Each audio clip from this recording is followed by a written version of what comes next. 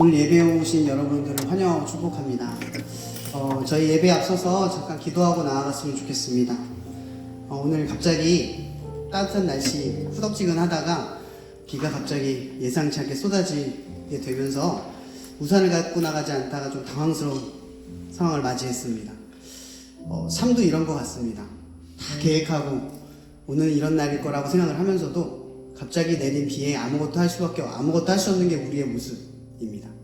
근데 우리는 왜 꼭 그런 상황이 닥칠 때만 느낄까요? 늘 인생의 교만이 멈추지 않고 다 할 수 있을 거나 같은 것처럼 살아갈까요? 이 시간 예배 자리에 온 여러분, 그 삶의 주권을 하나님 앞에 내려놓고 하나님 앞에 나아가는 여러분이 되기를 바라면서 잠깐 기도하며 나갔으면 좋겠습니다. 조용히 묵상하면서 기도하겠습니다.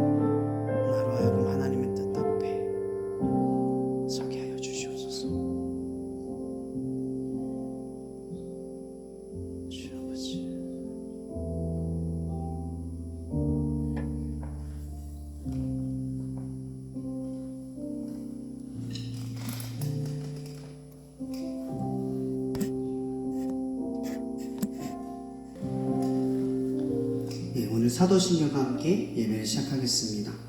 사도신경 주보에 제가 보내드린 파일을 보면 세 번째 장에 있습니다. 다 같이 한 목소리로 고백하겠습니다. 나는 전능하신 아버지 하나님 천지의 창조주를 믿습니다.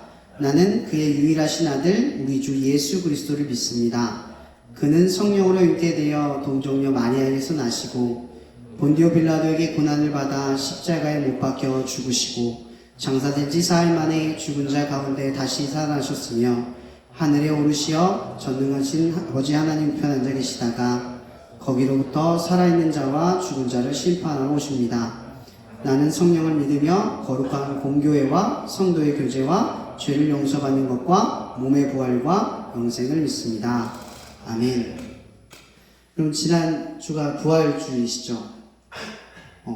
교회마다 좀 차이가 있어서 이번 주가 고난주가 아니고 부활주일을 보내는 교회들이 있는 걸로 알고 있습니다. 그래도 우리가 같은 의미, 같은 목적으로 이 시간들을 보내는 건 다 알고 있습니다. 그죠? 부활절에 여러분들이 제가 최근에 책을 읽는데 그 책에서 그 얘기를 하더라고요. 여러분 크리스마스, 성탄절은 상품성 있게 팔리는 날이래요. 안타깝게도 예수님이 태어난 날인데 예수님의 태어나심의 기쁨을 세상의 상품적 가치로 바꾸죠. 그날이 어떤 날인지 세상 사람들이 알지 못합니다. 그런데 그 책에서 이런 얘기를 하는데 제가 마음에 후벼파는 게 있었어요.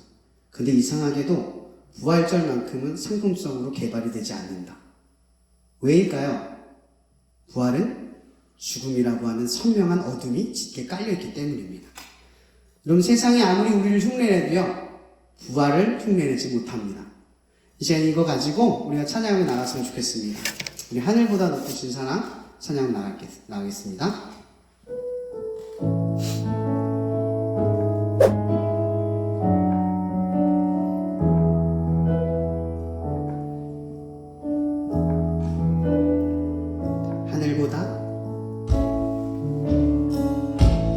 하늘보다 높으신 주 사랑 바다보다 넓으신 주 사랑 나를 향한 크고 높으신 사랑 헛되고 헛된 그 모든 내게서 멀리 거두셨네.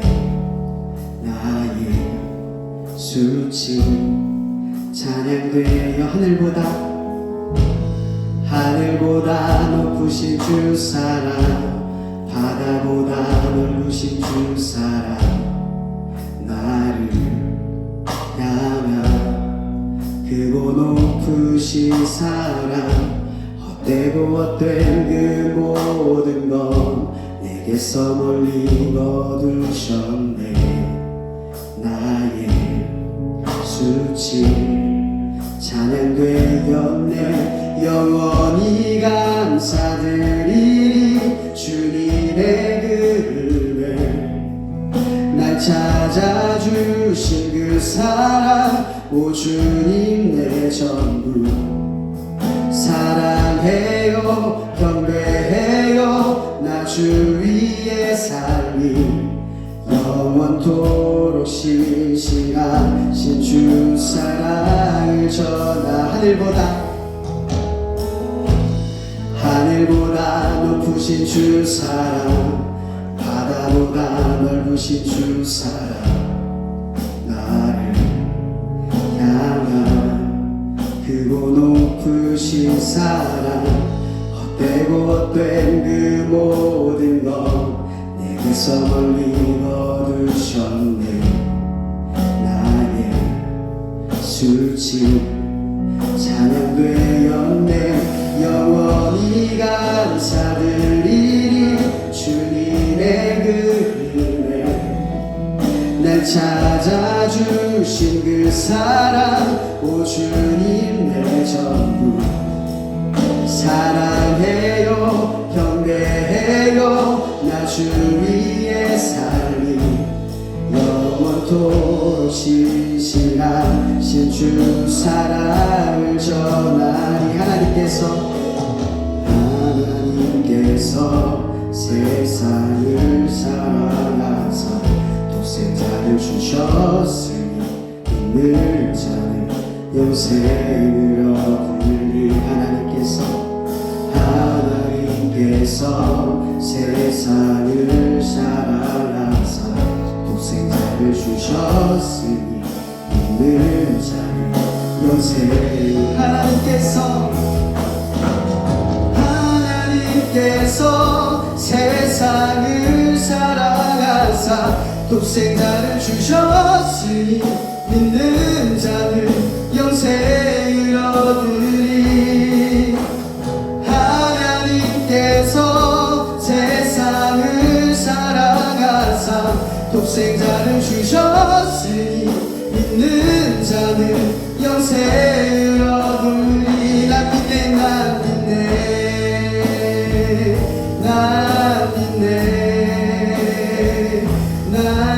믿네. 다시 사신 독생자 난 믿네.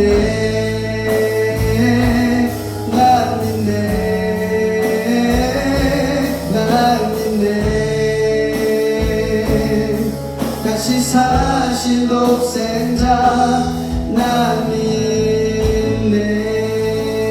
하나님께 영광의 박수 올려드리겠습니다.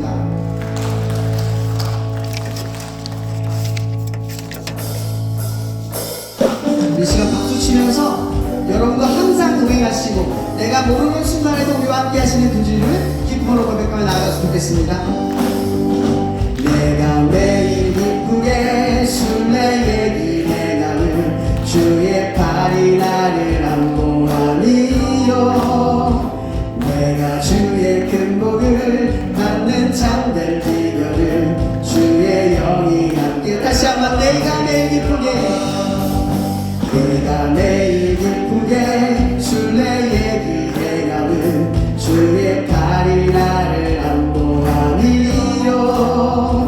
내가 주의 큰 복을 받는 참된 비결은 주의 영이 함께하리라. 성령이 계시네. 할렐루야 함께하시네. 좁은 길을 걸으며 밤낮 기뻐하는 것 주의 영이 함께하시네. 성령이 계시네 할렐루야 함께 하시네 좁은 길을 걸으며 밤낮 기뻐하는 것 주의 영이 함께하 나와 동행하시고 모든 염려하시니 나는 숲의 새와 같이 기쁘다 내가 기쁜 마음으로 주의 뜻을 행하는 주의 영이 다시 한번 나와 동행하시고 모든 염려하시니 나는 숲의 새와 같이 기쁘다 내가 기쁜 마음으로 주의 뜻을 행하는 주의 영이 함께하니 성령이 계시네 할렐루야 함께하시네 좁은 길을 걸으며 밤낮 기뻐하는 것 주의 영이 함께하 성령이 계시네 할렐루야 함께하시네 좁은 길을 걸으며 밤낮 기뻐하는 것 주의 영 다시 한번 높은 목소리로 갑니다 성령이 계시네 할렐루야 함께하시네 좁은 길을 걸으며 밤낮 기뻐하는 것 주의 영이 함께하리라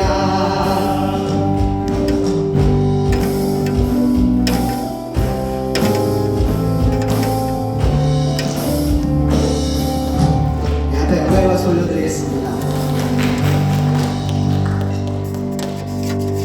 끝으로 부르신 곳에서 나는 찬양으로 나아가겠습니다.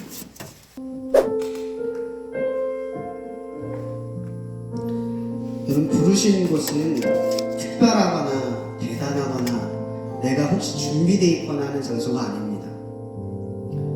예수님께서는 그때가 갑자기 우리에게 찾아오면 도둑 같을 거라고 했고 강도 맞는 것 같다고 했습니다.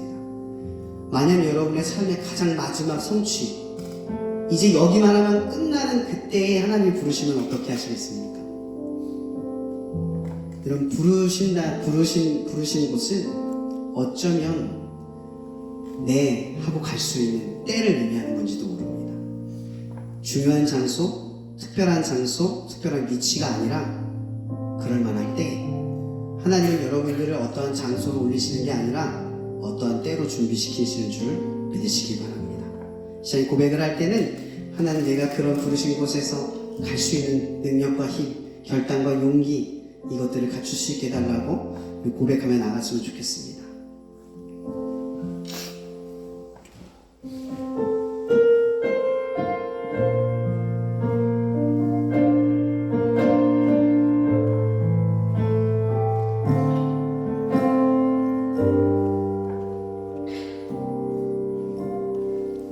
따스한 성령님 따스한 성령님 마음으로 보내 내 몸을 감싸며 주어지는 평안함 만족감을 느끼네 따스한 성령님 따스한 성령님 한 줄기 빛 보내 내 몸을 감싸며 주어지는 평안함 그 사랑을 느끼네 부르신 곳에서 나는 예배하네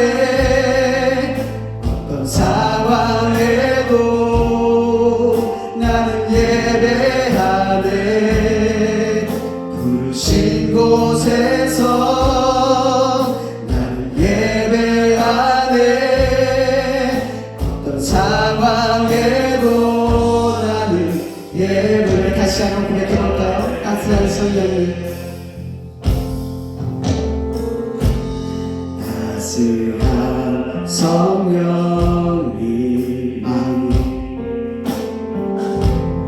마음으로 보내 내 몸을 감싸며 주어지는 평안함 만족감을 느끼네. 따스한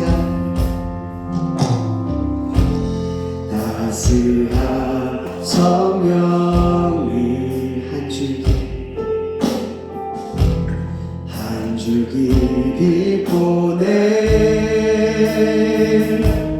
내 몸을 감싸며 주어지는 평안함 그 사랑을 느끼네. 부르신 곳에서 나는 예배하네.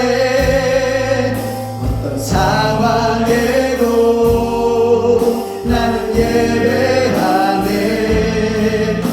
부르신 곳에서 나는 예배하네.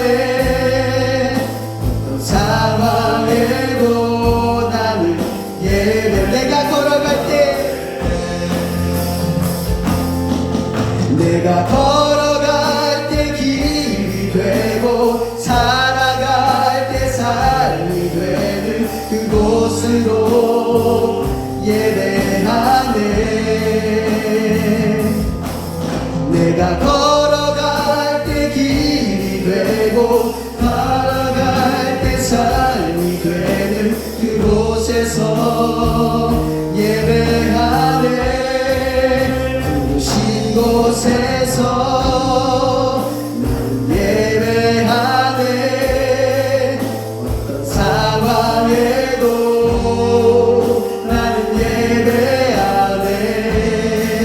부르신 곳에서 나는 예배하네.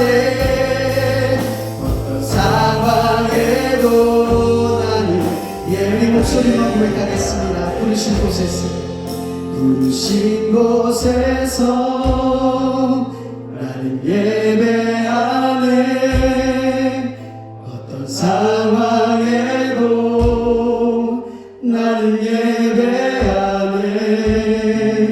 부르신 곳에서 나는 예배하네. 어떤 상황에도 나는 예배하네.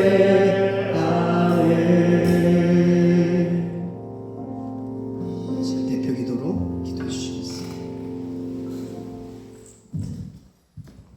네, 기도드리시겠습니다. 사랑과 은혜가 충만하신 여호와 하나님 아버지, 오늘도 놀라우신 은혜와 사랑으로 저희를 예배의 자리로 불러주시고 저희가 함께 주 여호와 하나님 아버지를 찬양하고 함께 기도하게 해주셔서 감사드립니다. 지난 한 주간도 아버지의 크신 은혜와 사랑으로 십자가에서 죽기까지 우리를 사랑하시고 죽음의 권세를 이기신 예수님을 바라보게 하시고 부활의 기쁨과 소망을 갖게 해주셔서 감사드립니다. 저희들의 모든 삶에 역사하시고 개입하시는 주님, 삶의 모든 순간순간이 주님의 은혜입니다. 모든 일의 주권이 아버지께 있사오니 모든 상황을 통해 저희의 삶을 다스리시고 아버지의 말씀이 성취되길 원합니다. 날마다 삶의 현장 속에서 주님을 바라보고 주님을 의지하며 저희 삶의 말씀이 기준이 되게 하시고 하나님의 뜻을 알아가고 순종하는 데 힘쓰게 하시옵소서.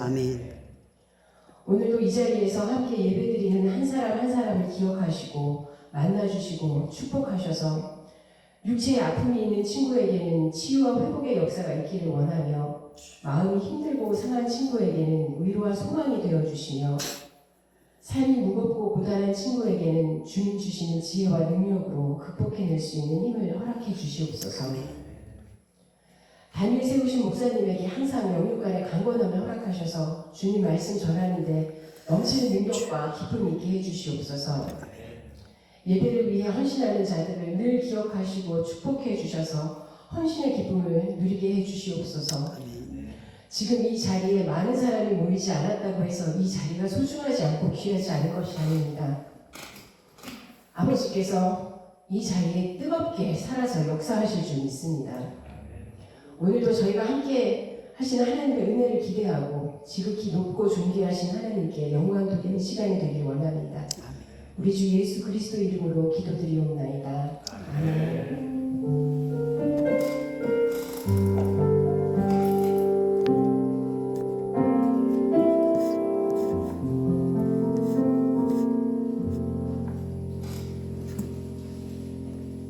네, 말씀 봉독하도록 하겠습니다. 출애굽기 2장 1절부터 10절까지 말씀입니다. 한 절씩 교독하도록 하겠습니다.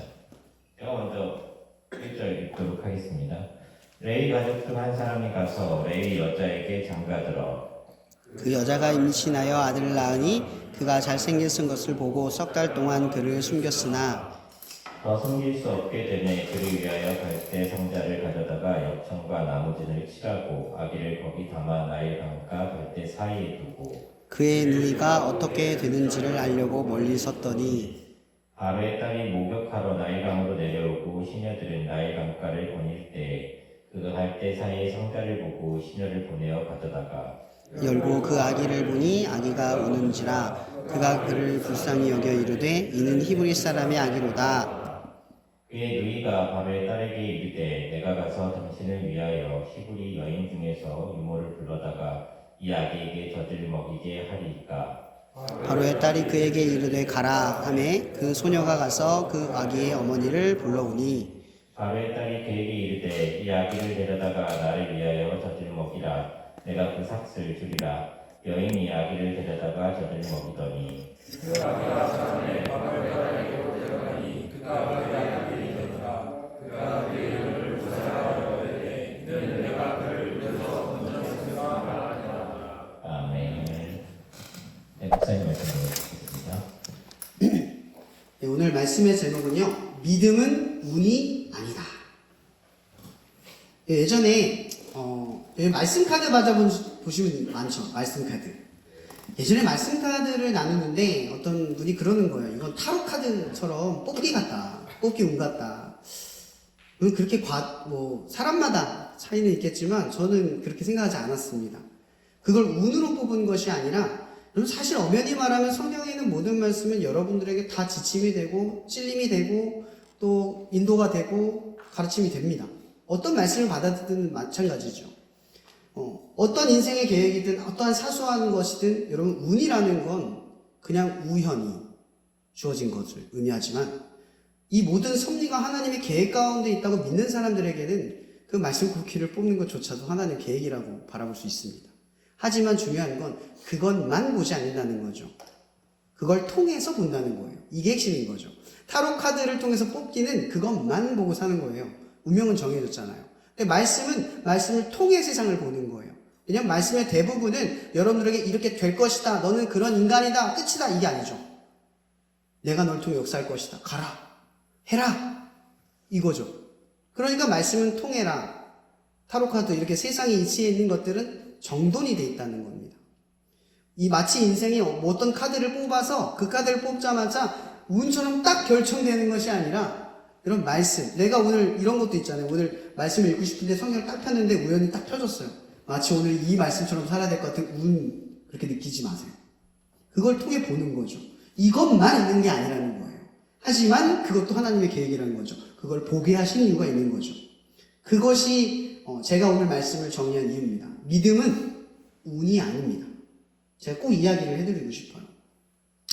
여러분 말씀의 이야기 한번 돌아가 볼게요. 출애굽의 이야기인데요. 레위의 한 가정의 이야기입니다. 이 가정은 모세의 가정이죠. 모세의 가정. 여러분 이 가정의 이야기가 특별히 출애굽기 2장에 선택된 이야기가 뭘까? 우리는 한번 생각해 볼 필요가 있습니다. 여러분 출애굽에 있는 이 히브리 민족 중에 레위인의 가족이기 때문에 모세의 가족이 선택받았을까요? 아니요. 이런 레위라는 그 부족은요, 한두 명을 의미하는 것이 아니라 수만 명이 되는 사람들을 의미하는 거예요. 나중에 60만 명이 내는 장정이 나오잖아요? 그죠? 그럼 가족으로 치면 히브리 민족이 이때 아이를 낳기만 하면 계속 순산을 하는 걸 치면 복리로 따지자면 10배, 최대는 10배로 볼 수도 있어요. 한 가정당 한 10명 정도 태어났다고 볼 수도 있는 거죠. 최대치로, 좀 심하게 보면. 우리가 생각할 수 있는 수준의 인구 밀도가 아닌 거예요. 자, 근데 오늘 이야기가 지금 출애굽기 1장에서부터 이어지는 건데, 출애굽기 1장에 어떤 내용이냐면, 갑자기 요셉이 죽습니다. 요셉이 죽고 나서, 요셉이 그동안 이집트를 살리기 위해 했던 업적들이 소실돼 버리는 거예요. 아무도 기억할 수 없는 시대가 된 거예요. 근데 왜 이런 시대가 됐을까요?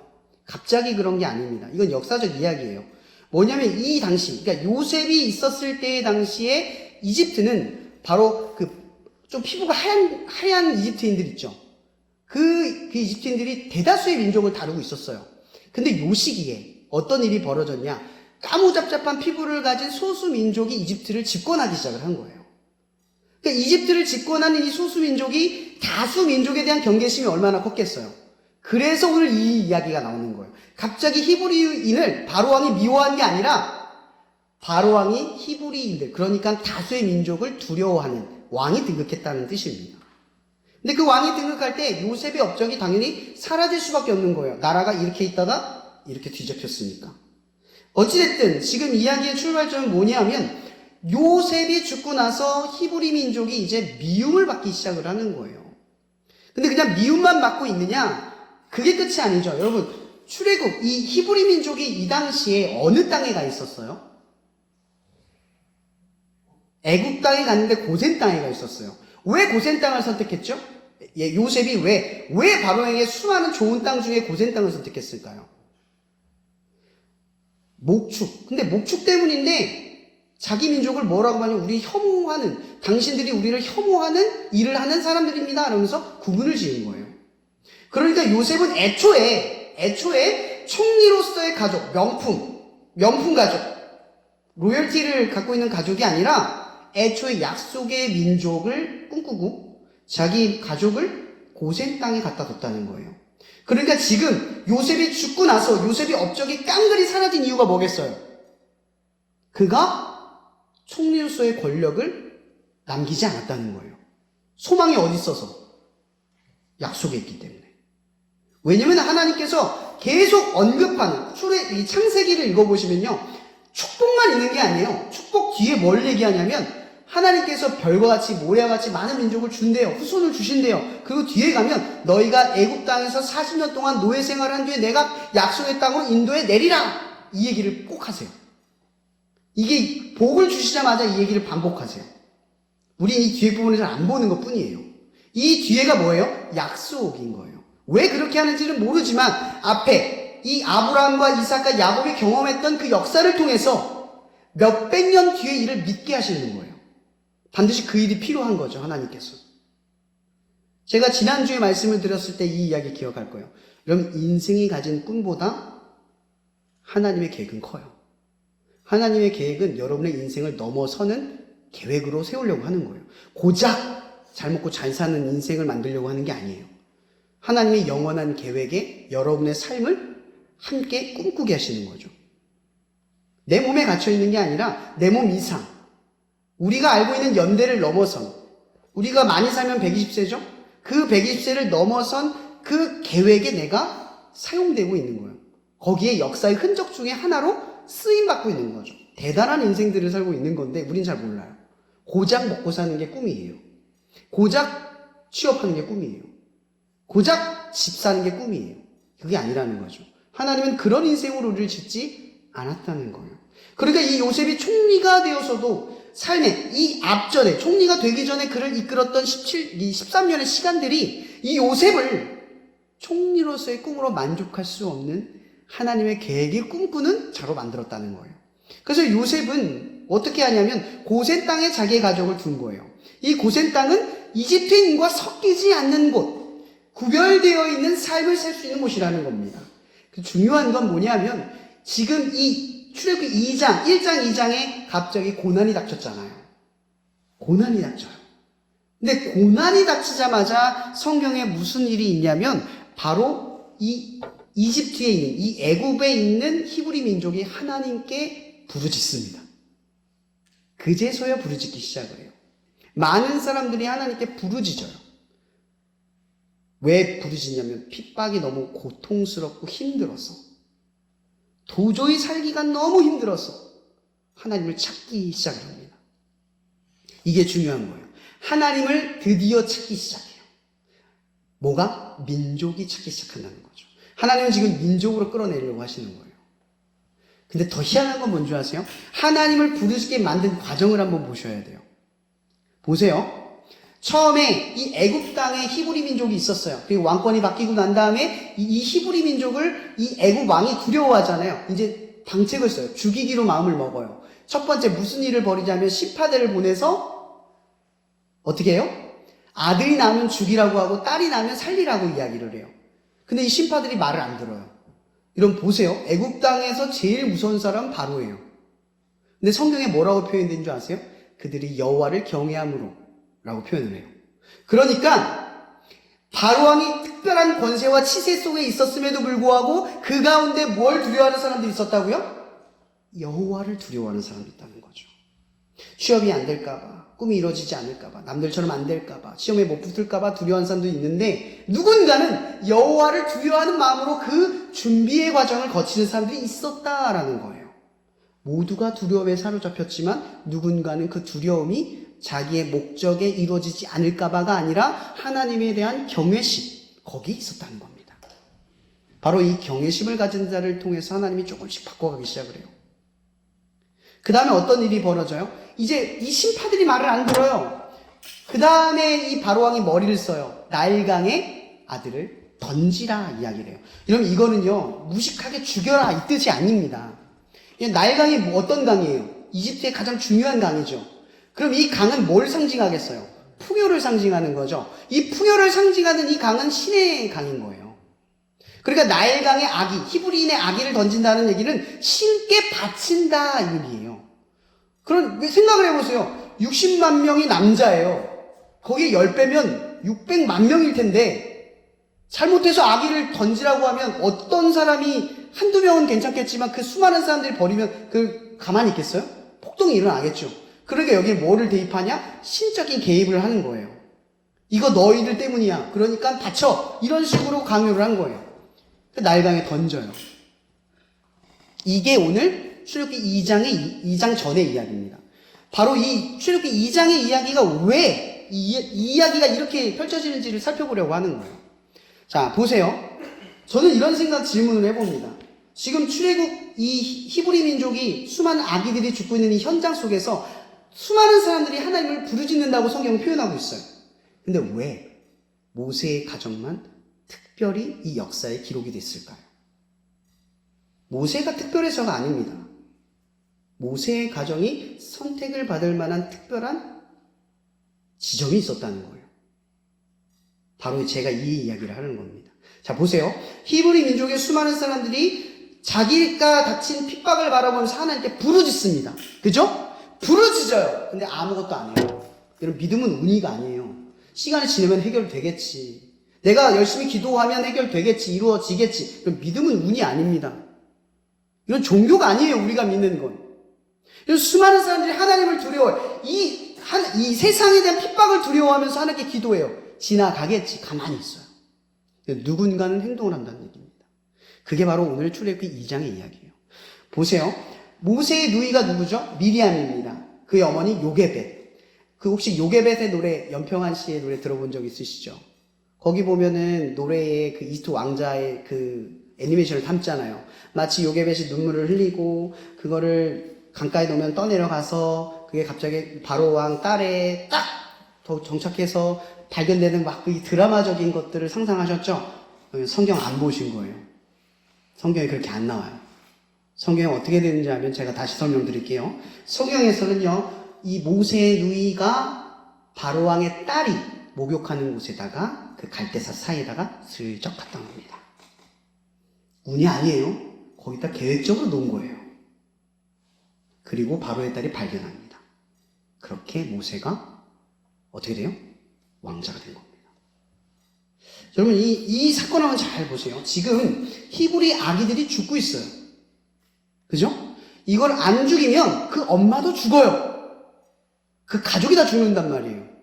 근데 오늘 성경에 뭐라고 되어 있냐면 2절에 여자가 임신하여 아들을 낳으니 그가 잘생긴 것을 보고라고 설명하고 있어요. 보다. 갑자기 여러분 아기가 당연히 자기 애기 잘생겼죠. 여기서 아기 버리는 사람들이 아기가 안 예뻐서 버렸겠어요? 자기 애기 안 예쁜 사람이 있을까요? 다 이쁘죠. 근데 왜 특별히 이 성경에서는 이걸 강조하냐? 바로 여러분 다니엘 1장 읽어보신 분 아시죠? 다니엘이 뜻을 정하여 라는 본문 아실 겁니다. 그 본문의 뜻을 정하여 하자마자 뒤에 가면 하나님께서 다니엘의 뜻을 정한 것을 응답하실 때 뭐라고 되어 있냐면 환관장이 은혜를 입었더라 라고 성경은 표현합니다. 왜 다니엘이 은혜를 입었다고 표현하지 않고 환관장이 입었다고 했을까요? 환관장이요 다니엘의 뜻을 정한 것을 좋게 보게 한 거예요. 그럼 여기 있는 뜻이 뭐겠어요? 잘생긴 것을 보다. 그래서 석 달 동안 숨긴 거예요. 너무 예쁘게 하나님이 보게 만든 거예요. 하나님이 개입을 하기 시작을 한 거죠. 그래서 석 달 동안 키우다가 아기가 예뻐진 거예요. 당연히 예쁘죠. 출산하자마자 바로 태어나면 얼마나 못생겨요. 다 아실 거예요. 저희 어머니가 제가 피부가 좀 까맣잖아요. 좀 웃긴 얘기지만 제 동생 얼굴이 피부가 하얘요.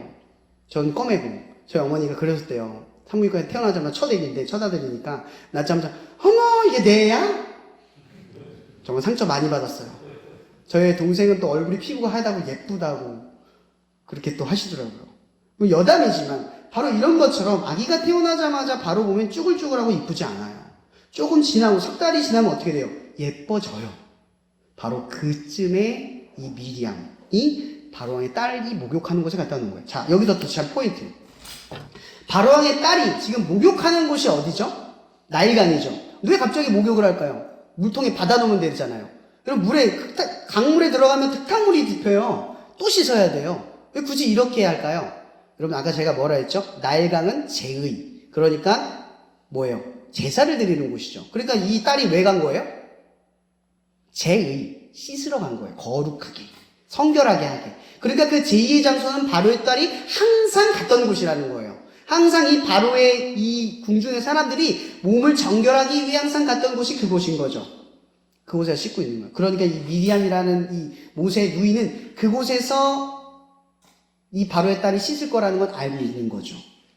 근데 이 바로의 딸도 히브리 아기들이 죽어지고 있다는 사실을 알고 있어요? 몰라요? 알고 있잖아요. 근데 아무것도 하지 않는 사람이란 말이에요. 그 노예의 아들이 예뻐봐야 얼마나 예쁘겠어요? 안 예쁜 게 정상이죠. 오히려 피부가 하얀 자기들 민족이 더 예뻤겠죠. 히브리 민족은 잡족이라고도 표현을 하는데 그렇지 않겠어요? 근데 지금 오늘 성경에 뭐라고 되어 있냐면 여기 보면 이런 말이 있어요. 바로의 딸이 목욕하러 나일강에 내려오고 시녀들이 나일강가에 거닐 때 그가 갈대사의 상자를 보고 시녀를 보고 가져다가 열고 그 아기를 보니 아기가 우는지라 그가 그를 불쌍히 여겨. 왜 갑자기 불쌍하죠? 아기들이 그렇게 죽어가고 있는데 한 번도 그런 생각을 안 하다가 보고 나니까 불쌍하다는 생각이 드는 걸까요? 아니에요. 여기에서 또 하나님의 개입이 있는 거죠. 보다. 그러니까 여기다. 이게 무슨 뜻이겠어요? 하나님이 은혜를 입혀서 모세가 예뻐 보이게, 불쌍해 보이게 하신 거예요. 그렇게 모세는 바로의 딸에게 선택돼서 모세의 왕자가 됩니다. 자, 그런데 중요한 건 여기까지 말씀드리면 왜 믿음이 운이 아닌가라는 설명이 되지 않아요. 제가 말하고 싶은 건 이겁니다. 믿음은 운이 아닙니다. 뭐냐면 이 미리암이라고 하는 이 모세의 누이가 바로의 딸 앞에 갈대 상자를 둡니다. 근데 우리는 성경에 기록되지 않는 그 이전의 상황을 상상해 보아야 됩니다. 약간의 픽션일 수도 있죠. 이러면 이 요게벳과 미리암의 입장에서 갈대 상자를 이 바로의 신하들과 바로의 딸이 목욕하고 있는 곳에다가 아기를 두었을 때 살 확률은 얼마나 됩니까? 물어보는 거예요, 여러분들한테. 여러분들은 인생을 살면서 100평 집을 살 만한 확률은 얼마나 됩니까? 똑같은 비유를 하는 겁니다. 우리가 벤틀리를 타게 될 확률은 얼마나 됩니까? 제가 왜 이 확률을 묻냐면요. 자, 보세요. 확률은 운이죠. 0. 몇몇 퍼센트. 거기에만 들어가도 이루어지긴 합니다. 근데 운이에요. 엄청난 운이죠. 근데 믿음은 운이 아니라고 말씀드리려고 하는 거예요. 자, 보세요. 미리암과 요게벳, 그러니까 갈대상자를 이 아기 모세가 죽을 줄 알면서도 그 갈대숲 사이에다가 놓아서 발견되게 한 이유와 연유가 뭐냐는 거죠. 그건 확률을 믿은 것이 아니라 믿음을 갖고 행동했다라고 말씀드리려고 하는 겁니다. 누군가는 고난과 핍박 속에서 여호와께 부르짖는 사람들이 있는데, 또 누군가는 믿음으로 자기 아이를 살리려고 행동하는 사람도 있었다는 겁니다. 그것이 오늘 모세의 이야기예요. 모세의 탄생의 이야기죠. 여러분, 제가 앞에 뭐라고 얘기했죠? 수많은 사람들이 삶의 고난, 세상이 이렇다 저렇다 해조선이다 말하는 상황 속에서 부르짖는 사람들이 있었지만 누군가는 살기 위해서 행동하는 사람이 있었다는 겁니다. 믿음을 갖고. 그럼 믿음은 운이 아니에요. 이 상황이 해결될 때까지 아무것도 하지 않은 채 하나님 도와주세요, 도와주세요, 기도만 열심히 한다고 해결되는 게 아니라 믿음을 갖고 행동하는 사람들을 통해 역사한다는 거, 이걸 말하는 겁니다. 믿음은 운이 아닙니다. 행동하는 사람들에게 역사하는 거예요. 제가 예전에 읽었던 책에서 저는 이 책을 여러분들에게 마지막에 이야기하고 마치려고 합니다. 여러분, 어떤 사람이 기도하는 줄 아세요? 행동한 사람들이 기도합니다. 행동하지 않는 사람들은 중언부언합니다. 행동하지 않으려고요. 때로는 교회에서 그런 말을 하죠. 이것 좀 해볼래요? 기도하고 해볼게요. 여러분, 기도는 회피의 능력을 갖는 게 아닙니다. 내가 하고 싶은 걸 하나님께 설득하는 게 아닙니다. 제가 정말 말씀드리고 싶은 건, 기도는 어떤 사람들이 하느냐? 행동하는 사람들이 합니다. 모든 사람들이 핍박이 해결될 때까지 기도하는 사람들이 있었다면, 누군가는 하나님이 나의 삶에 역사하기를 바라며 행동하는, 그리고 또 그 행동하는 것을 통해서 하나님의 역사를 미리 본 사람들도 있었다는 겁니다. 여러분, 기억하십시오. 세상을 바꾸는 힘은 행동하는 것에 달려 있습니다. 또한 행동하는 것의 비밀은 믿고 기도하는 것에 달려 있다는 겁니다. 끝으로 이 말씀 마치려고 합니다. 요게벳과 미리암이 이 모든 것들을 결정하고 행동했을 때 그들이 마지막으로 했던 건 기도밖에 없었을 겁니다. 마찬가지로 여러분이 행동하기로 마음먹고 불가능한 확률 속에서 무언가를 결단하고 했을 때 여러분들에게 마지막으로 할 일은 기도밖에 없을 겁니다. 열심히 시험 기간이시죠? 시험 공부 열심히 해야 되고 힘들고 어려운 시간을 보낼 겁니다. 시험 준비를 다 마치고 난 뒤에 우리 할 일은 기도밖에 없습니다. 거꾸로 말하면 기도하느라 공부 안 하는 누를 범치 마세요. 열심히 공부하고 죄송합니다. 열심히 공부하고 그리고 하나님께 맡기는 기도로 마무리하세요. 그럴 확률을 뚫어내는 여러분이 되기 바랍니다. 끝으로 이 말만 기억합시다. 믿음은 운이 아닙니다. 기도하고 마치겠습니다. 사랑해 주님 감사합니다. 오늘도 이렇게 우리를 이 한자리로 불러주시고 또 시험 기간을 맞이하는 우리들의 준비되는 시간들을 통하여 우리를 위로하고 우리와 함께 하시고 또 우리에게 힘과 능력을 주실 주 예수 그리스도의 말씀을 오늘 우리가 경청하여 듣게 하시고 우리가 시험 기간을 준비하면서 주님께 도움을 구하고 주님께 용기를 구하고 우리가 불가능하다는 한계를 찍어놓고 절망에 이를 때 다시 한번 일어설 수 있는 힘을 구하며 이 모든 시간들을 힘써 보낼 수 있게 도와주시고 또한 우리가 모든 것을 마친 뒤에 하나님께 기도하며 올려드릴 수 있는 그 중요한 시간들을 이 학기 내내 잘 보낼 수 있도록 하나님 도와주시옵소서. 우리와 함께 하실 줄 믿사오며 살아계신 예수 그리스도 이름으로 기도합니다. 아멘. 하나님 감사합니다. 귀한 말씀을 저희에게 허락하여 주시고 모든 것이 하나님의 계획과 뜻 가운데 있음을 아버지 하나님 듣게 하시면 감사합니다. 저희가 이 자리에 모여서 예배드리는 것도 하나님의 뜻과 계획에 있음을 믿습니다. 하나님, 비록 작은 인원수가 모이지만 더욱더 큰 하나님의 교회로서 성장해가는 몸이 될 수 있도록 하여 주시옵소서. 이 시간 작은 예물 주 앞에 드렸습니다. 하나님 받아주시고 예물이 더 쌓여서 하나님의 일들을 행하는데 도움이 될 수 있도록 하여 주시옵소서. 예수님 이름으로 기도합니다. 네, 방문인데요. 네, 예배에 참석해 주셔서 일단 감사드립니다. 그리고 그 생명 1대1 멘토링 교수님과 1대1 멘토링하는 게 있는데요. 신청 혹시 아직 안 하신 분들, 그리고 후보자 하시는 분들은 여기 앞에 강영민 교수님께 신청을 해주시면 되겠습니다. 신청서 작성하실 되죠? 네, 그렇게 해주시면 되겠고요. 다음 주 예배는 원래 예배로 드립니다. 똑같이 이 장소에서 6시에 드리게 되고요. 직원분들께서도 참여를 하셔가지고 같이 예배를 드리게 될 겁니다. 네, 목사님 성함을 말씀 전하신 목사님은 그 다른 목사님께서 전해주실 거고 기도는 이제 직원의 회장님께서 기도를 해주시고 하실 겁니다. 네, 많이 참여해 주시기 바랍니다. 그리고 시험 기간이 다가왔는데 네, 영적으로나 육적으로나 건강을 잘 유지하시도록 네, 공부 열심히 하시면서 기도도 열심히 하시기 바랍니다. 네, 이상한 방법 마치도록 하겠습니다. 네, 그리고 목사님 축도해 주시고 마치도록 하겠습니다. 네, 다음 주가 시험기이긴 하지만 그때도 1시간 시간을 내셔서 같이 함께 예배드리며 우리가 누구인지 무엇 때문에 공부하는지 선포하는 그런 거룩한 시간이 되기 바랍니다. 자, 축도하고 마치겠습니다.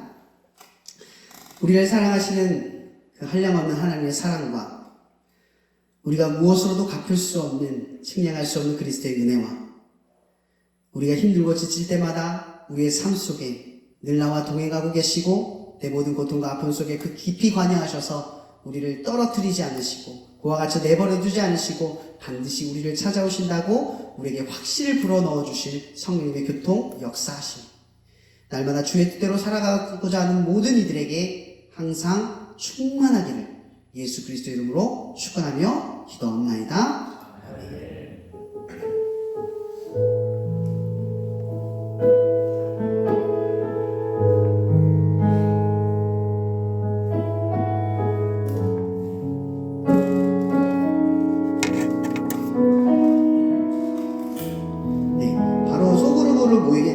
뒤에 보면은 질문과 적용에 대한 문제들이 있는데 참고하셔도 되고요. 그거 말고 다른 것 가지고도 해도 됩니다. 마이크 가지고 말씀하세요.